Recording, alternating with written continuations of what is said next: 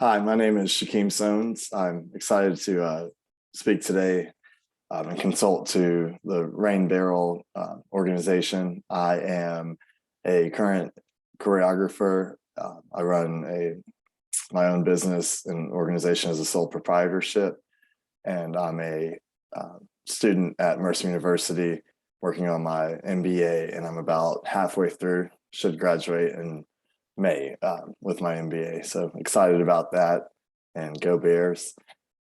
I am going to start with the case problem, which to me seems like the company is currently, after a year of undergoing financial objectives and changes and system changes, they appear to me to be understaffed, uh, undertrained. Many of the employees lack trust in the company and its management, and they also have a problem with their talent in terms of not having mentorship or a clear and direct career path for many of the employees. Uh, when looking at management, I think they lack goals and initiatives that are really cohesive and aligned with the company's overall mission, especially their vision, right? Uh, in the midst of the economic downturn that they had a year ago and are currently still experiencing due to their misguided choices in management. They also are um, unaware of what's going on in each other's departments. So, um, to me, when you're looking at the management and what they've done, there's definitely a gamification of the initiatives they have introduced, and I don't think any of the employees, or for the most part, many of the employees are not thinking about the foundation of the company, which is based upon certain ideals like creativity and innovation. Right now, they're thinking about not being ostracized in the company and not being um, put on display as a bad worker, so to speak. And that makes a lot of sense when you think about getting rid of 10% of every single department, just firing employees or giving them severance packages without any type of initial um, plan or initiative to try and get them up from where they were.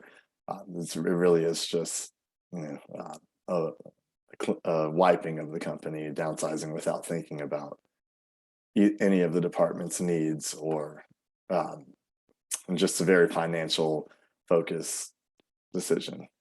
So to me, that type of action is definitely something that you focus on when you know the company is about to go under and only has a year or two left, um, and you just start cutting and downsizing to prepare for that eventual collapse. Um, this company is not that. They're an industry leader. They are probably nowhere near the end of their run as a competitor in the market, and um, really just needed a little bit of sharp tuning. So to me, that's the case problem we have. Just currently, just employees that are misguided by management, and management that is misguided in decision making and trying to fix uh, problems that aren't there, is what it seems like to me. There's definitely a lack of communication within the company as well, and that goes from bottom to top to bottom. There's a lack of horizontal communication, especially with management, um, and there's really just an air of uh, of not knowing. So, an ignorance is bliss type of attitude when it comes to uh, the company in a holistic sense, and everything that comes, every department that goes into the company. Uh, Even outside of the company, the they're aware of their environment and the economy from a financial point of view, but they were not aware for the last year of any of their issues when it comes to to customer behavior. They weren't aware of how their new changes were affecting the customers' satisfaction, um, or aware of how even the customer experience had changed due to the systems that they changed internally. So not only from department to department is there kind of a veil over the eyes of the management, but there's also a lack of awareness when it comes to the customers. And I think that's due to a hyper focus on numbers on a page or their metrics and their data that they're uh, very focused on now. So moving on from there, just some key human capital management issues that we're having. I believe that the leadership lacks, a path to a goal. So they're not looking at they're not looking at, okay, what are our goals? Obviously, the company was in an economic drought or an economic recession, small recession due to marketing, or due to the market and its choices that it was making a year ago. And now we have a numerous amount of directives that have come out for a pretty competent, or what seems to be a competent team and a competent employee base. So the CFO is changing systems and putting a focus on not archaic measures, but putting a focus on measuring kind of metrics. One that he, in some cases, doesn't even know, isn't able to recall what they stand for in terms of acronyms, but also just metrics that are not looking at the big picture of the company and its goals.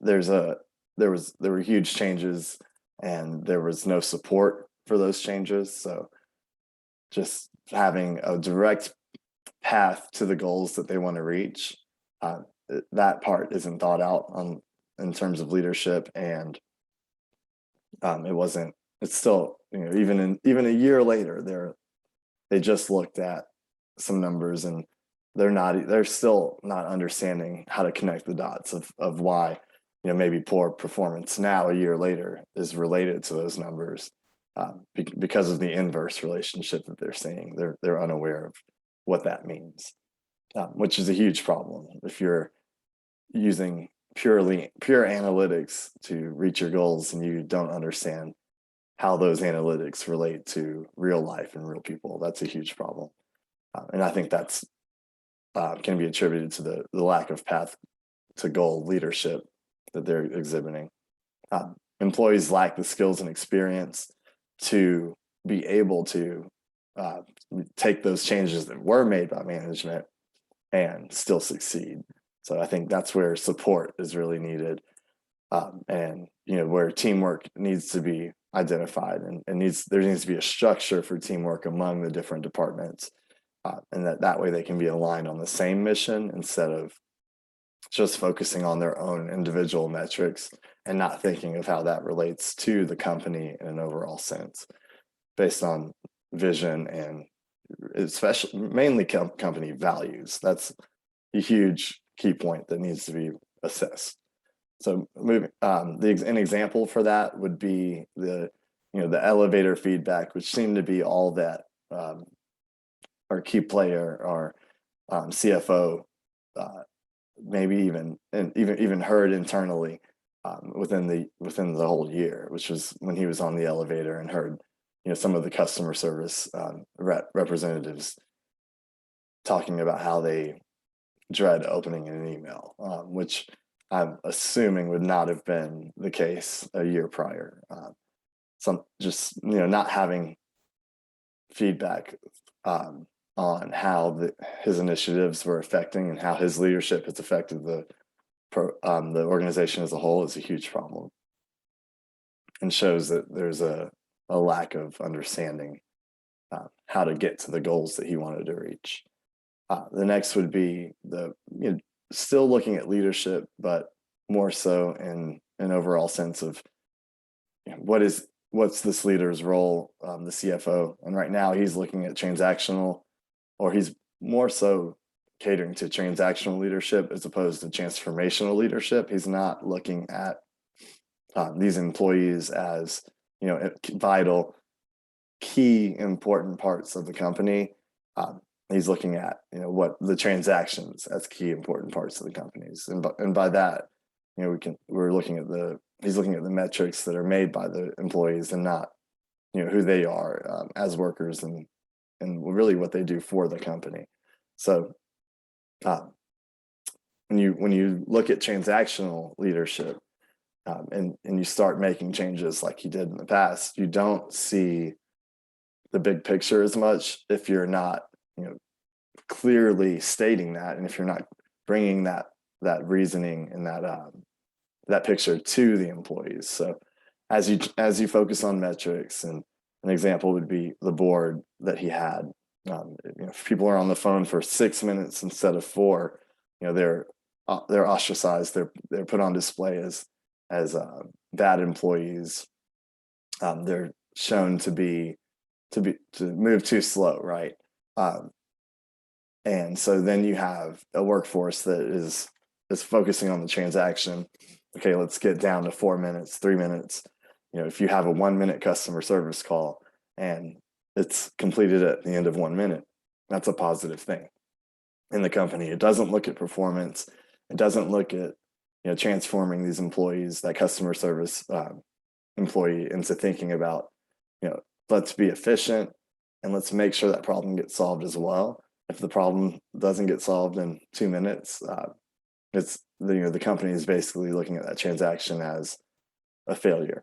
If the problem is solved and it takes too long, that's a failure as well, right? So these are huge issues unless the company's vision and mission and goals and values all are telling their market and their customers that you want to come here if you want a quick, fast process, right? And that's not the case. So like I said earlier, the foundation of the company is on creativity and innovation, and their customer service isn't based on getting on and off the phone quickly. It's on handling problems and fixing things. And so that the transactions that are the metrics that are being looked at to measure performance are skewed, right? And not just skewed, they're not relevant. So that's a huge problem when it comes to our CFO and what he needs to do to be able to step outside of just finance and analytics and really see the big picture. So for the third human capital management issue, I'm still sticking with leadership, because I really do believe that the talent of the company and the company in question is such a great company, right? They are a leader in the industry, and so when you're looking at how the CFO came in my opinion, it looks like he's working with maybe a McDonald's or a company that needs high direction, but is still motivated. So maybe like people that are coming in excited about joining the workforce period, and they're hardworking individuals, maybe like 18-year-olds who are getting paid $15 an hour and just excited to be getting paid and want to work hard but aren't sure of how to. So maybe they have a passion for what they do, but they're not very technically skilled. That's how the CFO approached the last year, in my opinion. And so I'm looking at situational leadership as a key HCM issue that needs to be addressed. Right now, as I said earlier, there's high directives with low support. It seems like the CFO isn't even present in the company. Like maybe it almost seems like he works remotely, and it's just only surrounded by his own consults and his own friends outside of the company, and to give him feedback, which is highly likely to be biased. And from there, it seems like he's looking at the metrics or analytics that have been sent to him. Just so from that perspective, in terms of situational leadership, this company is like, I think he addressed the issue correctly initially in terms of, we're in an economic downturn and things need to be tightened up. We need to be aware of waste in the company, and any type of money that's not being used in a smart way. But he kind of took that ball and ran with it. Whereas the company maybe needed a little bit more discipline to balance the creative, kind of laissez-faire situation that was happening. He ran with that and provided so many directives that he really pigeonholed the company into focusing on one specific area that was irrelevant to the values and even mission and vision of the company.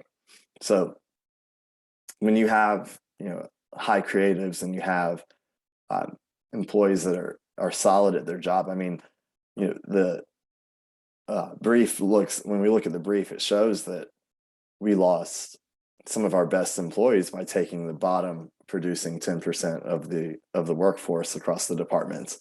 So just thinking about it that way, if you have some of your best employees that are based on metrics, low performers, so to speak, you're probably looking at a pretty competent workforce. And in that respect, you really want to step outside of looking at trying to be high directive with low support and maybe looking more at low directives and letting the intelligence and experience of the company workforce guide the company, while just implementing guidelines and providing support to make sure that those guidelines are feasible and can be reached. So the key point to that, in terms of understanding feasibility, if you're a financial officer and you have no real knowledge of the inner workings of the company, you have to be able to get feedback. So looking at and take feedback, and maybe we can step outside of saying feedback and just seek that understanding off the bat before making guidelines. So, if you're finance minded and you see that money is being lost, you have to take a deeper look and look outside of finance and see, what the company needs. And to do that, you have to ask the company if you're unaware. So with that being said, lower directives and higher support are a huge plus in that respect. An example of what they did is that an example of not needing so much directive leadership and needing more supportive leadership is that in the midst of the economic downturn a year ago, the CFO even said it himself. He considered them fat and happy, right? Not in need of dire change, but just performing well and content with that. So in terms of seeking growth and trying to be the best you can be, if you have some of the best employees in the industry, or if you are highly successful already, tightening the reins and using those employees, providing them autonomy and encouraging them to seek mastery through whatever process you're going to use. I think that those if that's the goal, then those things are done through more support, through more training, through more high touch management, or management by being in the space, by walking around. Doing that is going to yield better results than adding 10 more rules or changing 10 more processes and throwing them at the company without much explanation or without help. So when the CFO reduced the number of workers by 10%, he didn't change the workload by 10%, right? And so that's where you would assume that those employees, if they are hardworking already, would need support. Now, even if they're not hardworking, how do you get them to be hardworking? Support would be an appropriate answer there too, especially if they're knowledgeable and they're able to reach goals without directives and without having a lot of rules composed on them, which is how creatives usually operate. So losing 10% of your workforce creates 10%, probably more than that, right? Because you're losing key roles. So without any training and without any type of help, and in fact, getting rid of mentorship through unintended consequences of the new directives, that's gonna cause a big problem. And to me, that's a clear example of him lacking a holistic understanding of the company. So let's see, from there, I'm looking at training as an issue, right? And training in the company is an issue now, mainly because they got rid of their they got rid of their cultural training that was already occurring, and their mentorship that was happening just through different things that are hard to measure in a company. So when you have current employees and even past employees able to get a employee discount on what they're on what the company sells, you end up with salespeople that are interacting naturally with more experienced, maybe salespeople or company organizational employees than they would otherwise, right? So the incentive through that was made by allowing everyone to get maybe more money on commission, and by allowing the what is it, the not the explanation, allowing the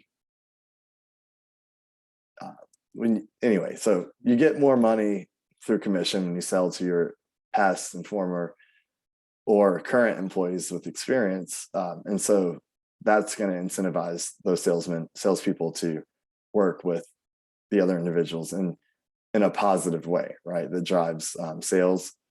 And so the discounts that the former and current employees are getting, that discount combined with the high commission encourages more communication, and that social gathering or social / business interaction, if it's positive and if there's incentive for it to be positive, that's going to create more natural training that just occurs through culture in the company. And so the training is lacking when you from top to bottom and from left to right, everywhere the training is lacking. When we looked at a few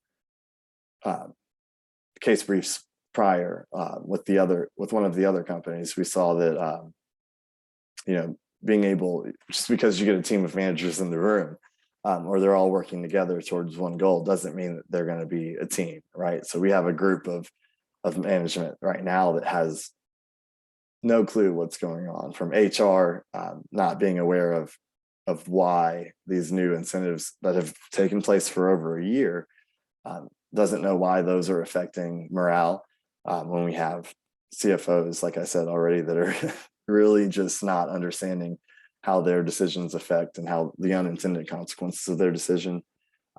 That to me comes from a lack of team training. If this team of management that met in the case brief after a year of working towards the problems that were happening, if they were able to communicate and able to share and speak up on issues and dig deeper outside of their own departments, then I think it would have made a big difference. So we don't really know where they are in the forming norming process based on the case brief. I think that it seems like they're afraid to storm, maybe. So maybe they've been informing for over a year just because of a lack of interaction or a lack of communication among each other. But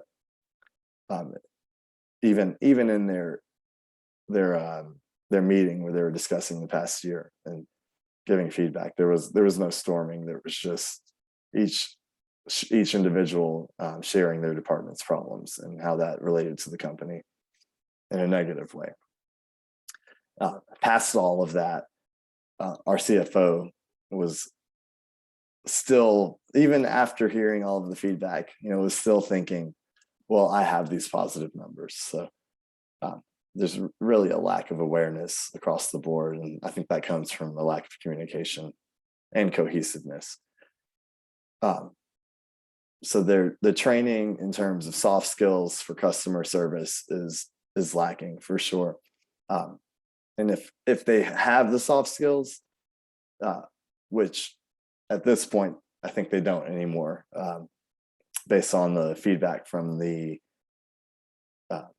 customers, the customer that provided feedback in the meeting, where the CEO had to, make promises on how they were going to do better. If they had that training on soft skills now, then I think that we would have seen different customer feedback throughout the case brief. The technical training is also needed at this point. We've reduced workforce, and we've said you have to get customer calls done quickly, more quickly than before. And I think that our workforce lacks that ability, right?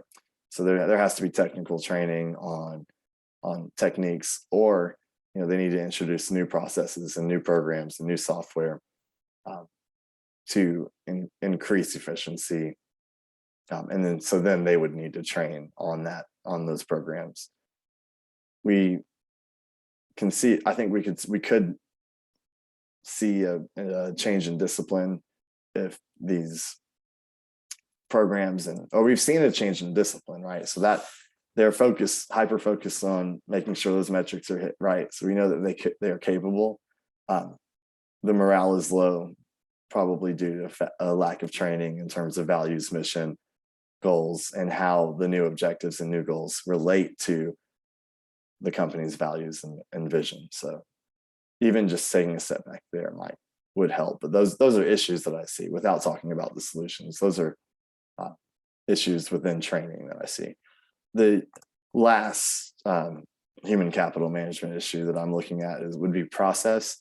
So we have requirements that were set by the chief financial officer, and that's the first step that you want to take in terms of introducing a new process when implementing change to a company.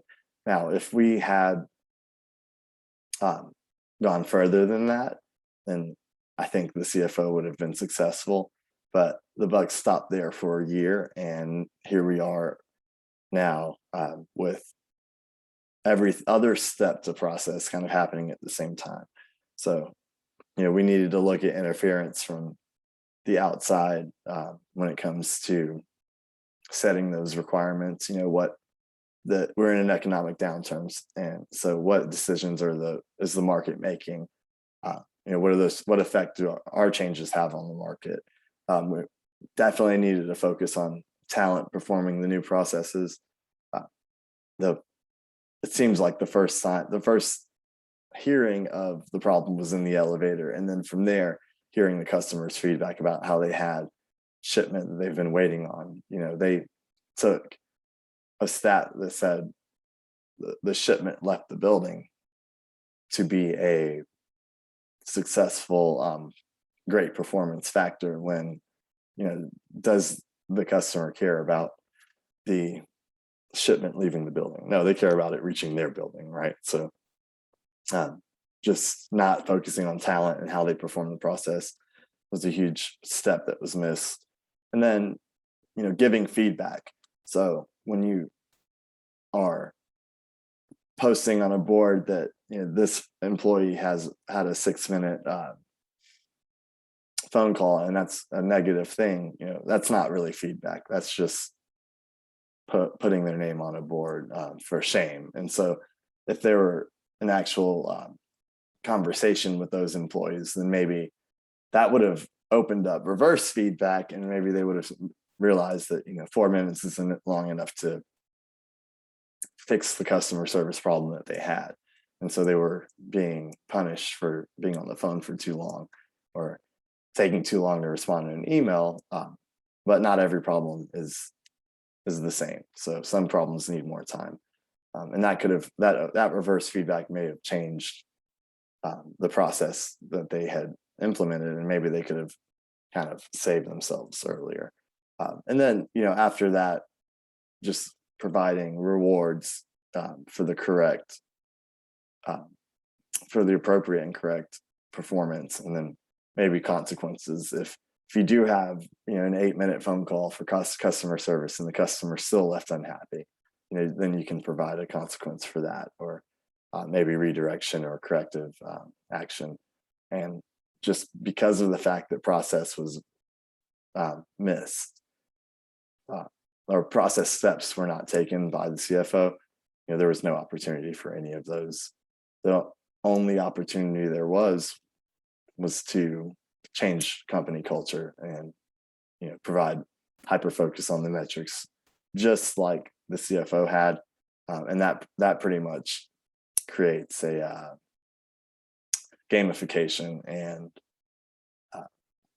reduces focus on vision and values of the company. So in terms of looking at recommendations, there are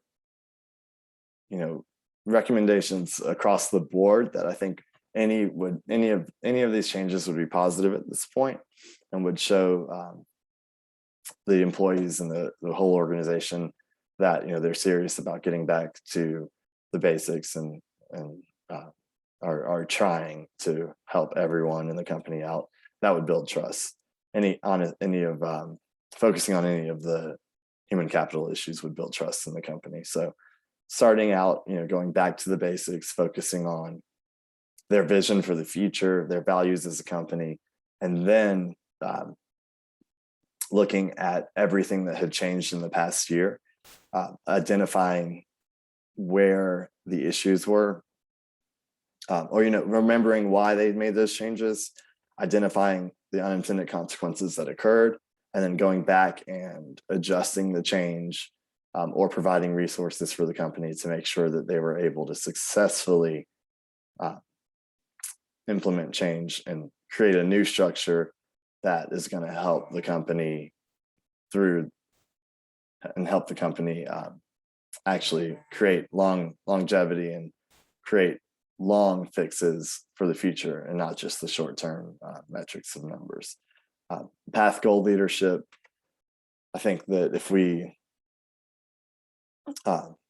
provide skills for the employees, or in terms of training, then we'll see a big difference. I think that if the CFO takes a step back and looks at how he's approaching the problems, and looks at how to connect the dots from his initiatives to the goal, and ties that back to values, then I think we'll see a huge improvement across the board. So I would focus on really every key human capital management issue that we discussed. I would focus on each of those and providing solid, and maybe not even providing solutions, but hearing the solutions that the company might have, because I think that in a company like Rain Barrel, that I think that there are individuals that want to do a great job, and I think that people are trying their hardest. They're just misguided and playing under the wrong set of rules, if that makes sense. When it comes to what they can do, obviously provide support instead of directives, or now that they've already initiated directives, maybe looking at tweaking those metrics, instead of focusing on whether the shipment shipped. It was a great idea in theory. Let's focus on if the shipment arrived, right, versus leaving the building. And so when did the shipment arrive? And then you focus on that, and now maybe you have individuals that are working a little bit harder to make sure the entire process is finished. So measuring the right metric in that sense. From there, identifying teamwork across the board, in terms of not just financial, but in a company that's creative and based on innovation, focusing on the marketing of that creativity and innovation, and then focusing on how can finance add to creativity in terms of budgeting. How can we pull in the reins on budgeting like they wanted to, while still providing creativity for the employees and company, or providing a space for that, or making that the main goal. How do you use finance to improve creativity? That's something they need to focus on. And just the only way to do that, I think, among different departments is to implement team training and make sure that the team knows how to communicate and they're collaborating instead of working independently within the company. So it may be a situation where the financial officer doesn't need to take the same type of leadership role that he's had in the last year, which is directive. Maybe he needs to provide support to each management division and work more as a team of individuals that are being checked and balanced by each other, as opposed to being led by one department. The employees at this point, if we're not going to rehire or upsize, then we definitely need to provide skills and training. And that might be, like I said earlier, through team training, or sorry, not through team training. It might be through the training on new systems that they implement. Maybe for customer service, is there a way, are they getting all of the information on the customer to date prior to answering that phone call in a way that's easy to read? They might need to create a system that does that and provides more information real time on the customer, so that when they get a call, they already kind of have all the information that they could have in front of them. And knowledge is key. So if they have more information on the customer, maybe that helps them solve the problems quicker. And now they're not on the phone for as long. Maybe different customer service representatives need to handle different customers and keys. So more of account managing system. And if you have the right person attached to the right problem, maybe that's something they're lacking. So just looking at different ways to change the systems that they have in place, maybe for shipping, to improve that. Maybe they're using the wrong provider, right? Is there a equally expensive option, or not expensive, but equal cost option within the market? Do they need to look at their operations and their logistics and maybe switch up who they're using for shipping? Or maybe they need to outsource shipping, to ensure that it's handled with more quality and more efficiently.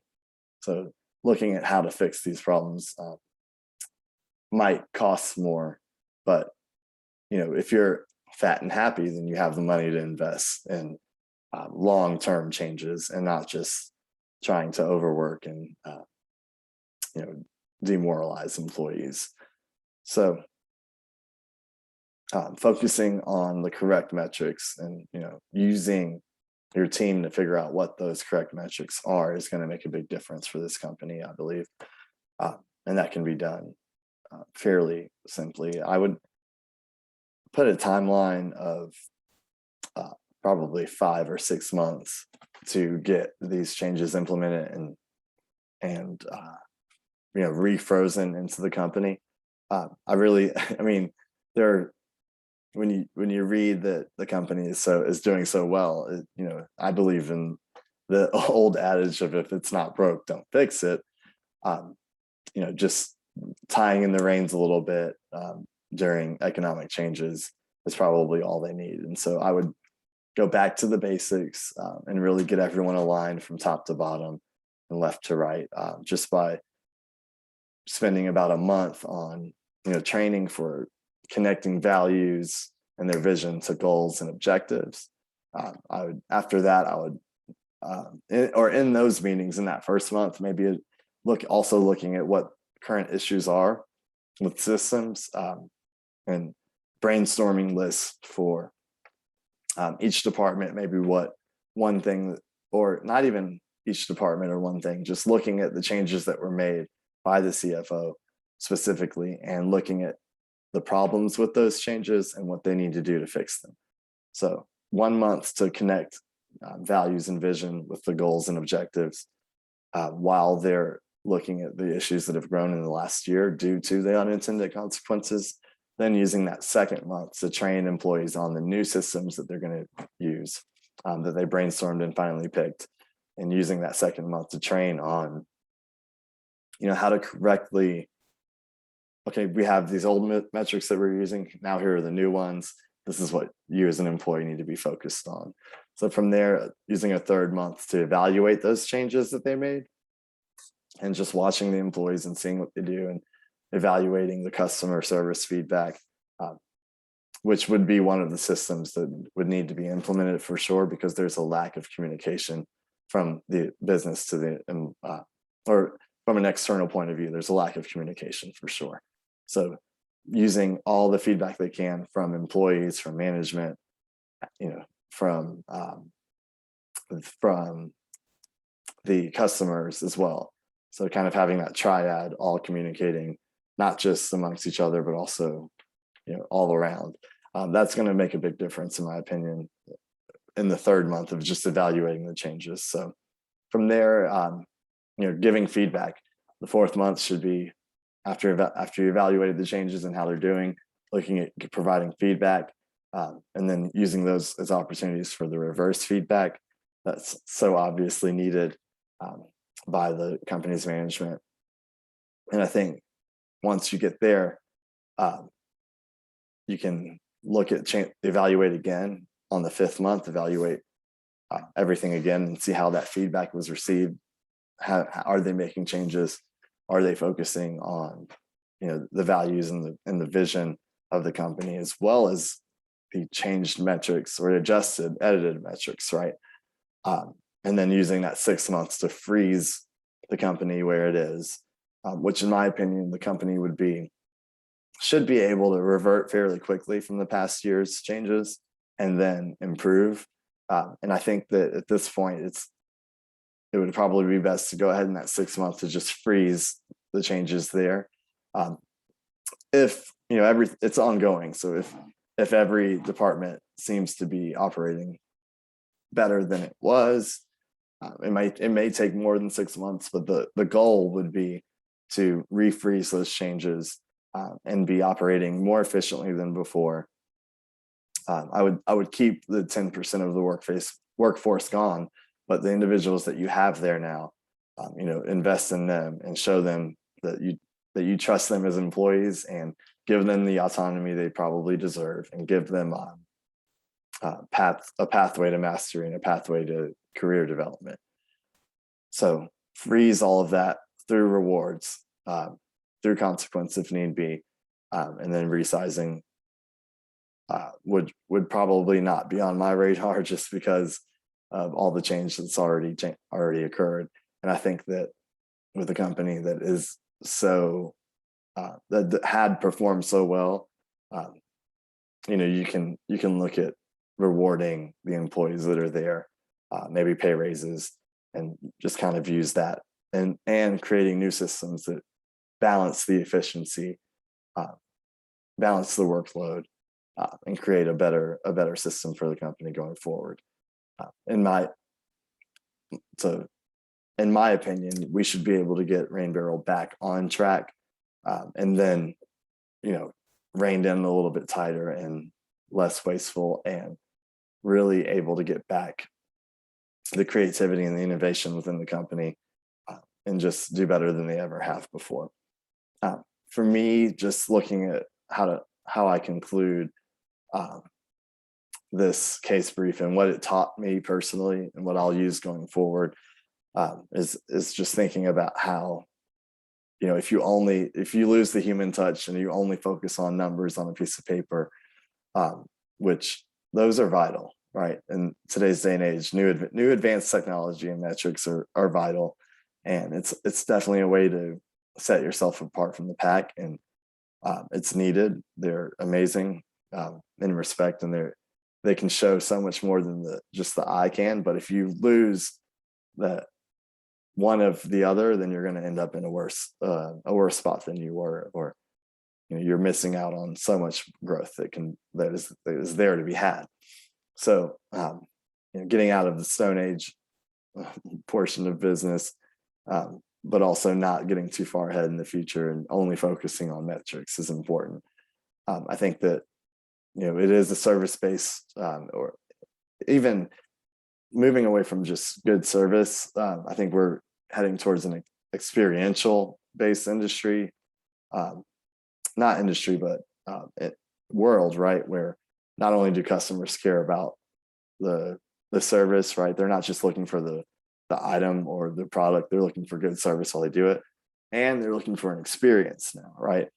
From top to bottom. So I would say soft skills are becoming more and more important in so many different industries.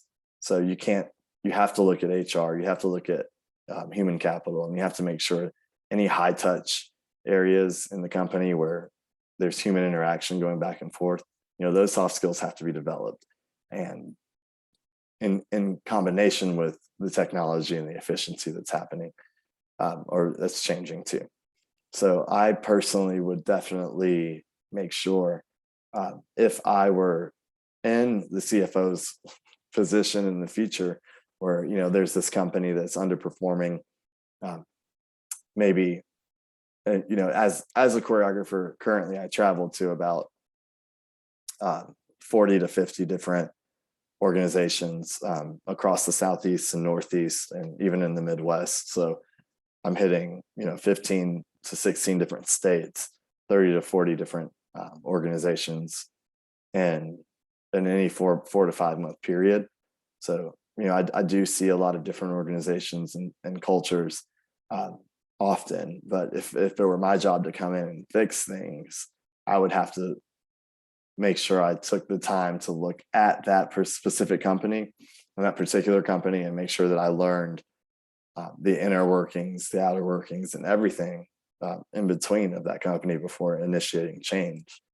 And then after initiating change, being a part of the process. There's servant leadership, I think, that's needed, where you can be in a management position and focus on numbers all day, but you also have to be out on the front lines with your team.